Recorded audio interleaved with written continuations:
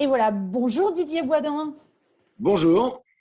et bienvenue au premier podcast, virtual podcast de Site Chapitre France. Merci Eh bien, beaucoup. écoutez, je suis ravi de faire l'ouverture du broadcast. C'est avec grand plaisir. Merci encore.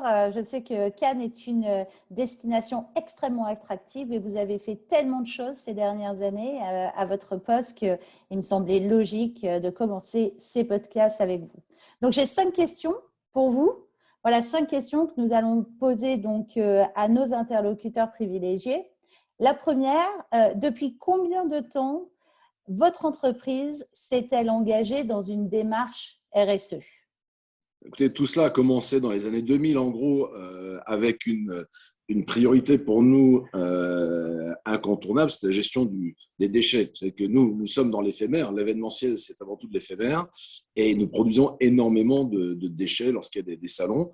Et dans les années 2000, il y a eu cette pression sur la valorisation des déchets, il a fallu qu'on s'adapte. Alors, ça a été la première étape. Et ensuite, on a enchaîné avec des certifications beaucoup plus officielles. C'est qu'on a officialisé la démarche. On a été le premier palais des congrès européen à être triplement certifié ISO en 2009, je crois. Et ensuite, on a travaillé sur la norme 26 000 qui est plus propre à la politique RSE dans les années 2012. Voilà, donc tout cela s'est enchaîné avec beaucoup de travail et la volonté aussi de normaliser nos efforts, de pouvoir prouver que l'on faisait des choses qui avaient un véritable sens. Wow. Donc, c'est vrai que vous avez commencé cette aventure il y a déjà un moment et vous étiez un petit peu pionnier, on va dire, pour les destinations européennes, en tout cas dans le domaine RSE. Vous Euh, savez, c'est aussi, juste pour revenir dessus, c'est ouais.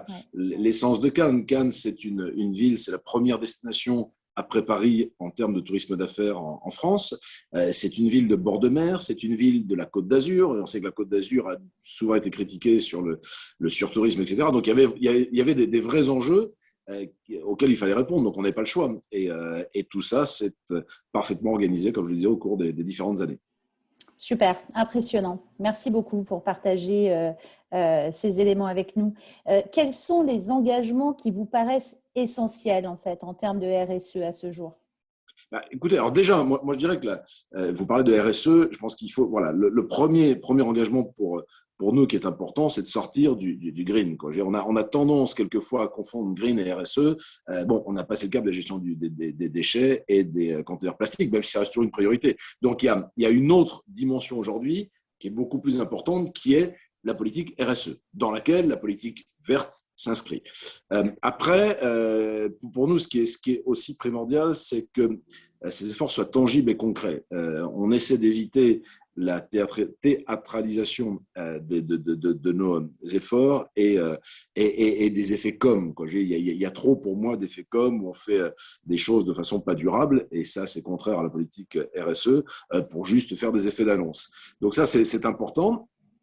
Et je dirais que le dernier point pour nous qui est là aussi primordial, c'est d'impliquer la destination. Le Palais des festivals et des congrès est le bras armé de la destination en matière de tourisme, mais il faut que ça soit crédible pour nos visiteurs au niveau de la destination. Je veux dire, avoir un palais qui soit très, très RSE, c'est bien, mais si le reste des partenaires, les grands hôtels, les restaurants, les plages, le port de Cannes, etc., ne suivent pas, c'est un effet qui tombe à l'eau. Donc voilà, il faut impliquer toute la destination. Donc voilà pour moi ce qui est important, c'est tous les acteurs, impliquer tout le monde et travailler sur des vrais projets concrets qui ont du sens et qui permettent d'avancer durablement.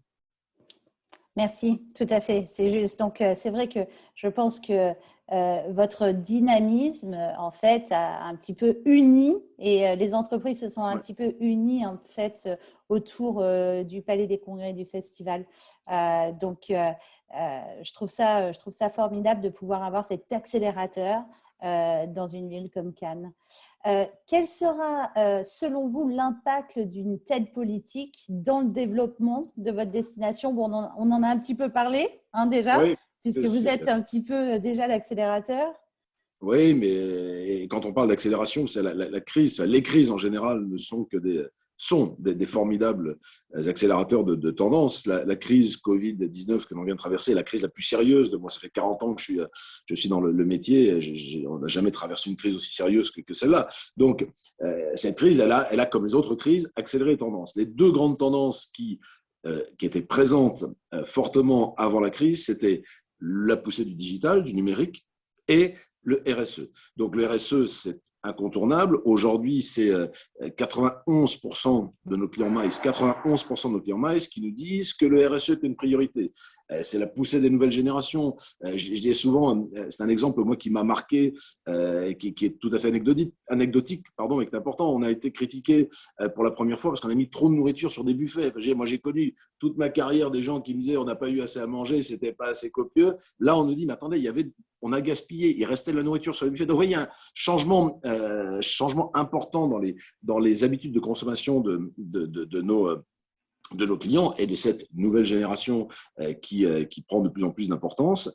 Donc, ça va toucher à l'empreinte carbone, ça va toucher au transport, bien sûr. Ça, c'est un des secteurs qui nous préoccupe parce que nous, ne serait-ce que le Festival de Cannes qui va s'ouvrir dans quelques jours, en termes d'empreinte carbone, c'est compliqué de faire du positif. Mais l'enjeu pour nous, et là où on aura réussi, c'est le jour où on pourra dire que nous n'accueillons au Palais des Festivals et des Congrès de Cannes que des événements à empreinte positive. On a encore un peu de travail à faire.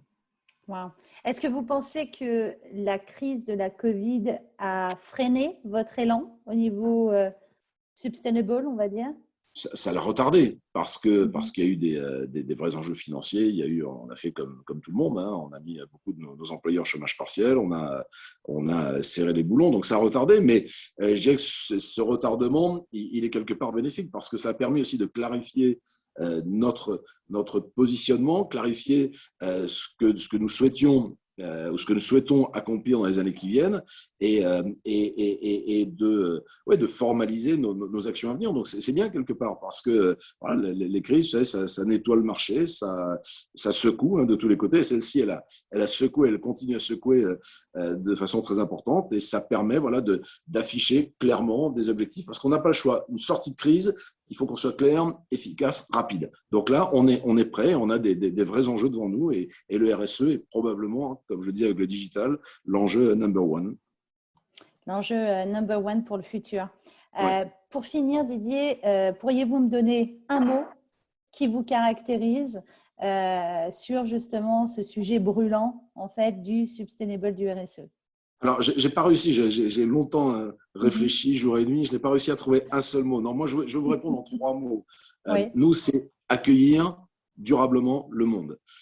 Parce que nous restons un métier d'accueil. C'est que nous, notre travail, c'est d'accueillir, comme tous nos partenaires dans l'hôtellerie, dans la restauration. Voilà, on est là pour accueillir nos clients durablement parce qu'on s'inscrit dans cette démarche durable, mais également à l'opposé de ce que je disais tout à l'heure, à l'opposé de notre vocation qui est de l'éphémère. Il faut qu'on transforme l'éphémère en durable et le monde parce que Cannes est une ville internationale et que nous sommes vraiment au carrefour du monde et il faut qu'on travaille non seulement sur la clientèle nationale et les projets nationaux, mais également sur tout ce qui est international. Donc voilà, accueillir durablement le monde, c'est ce qui nous caractérise le mieux. Et ça, c'est encore mieux qu'un seul mot. Merci beaucoup. Voilà.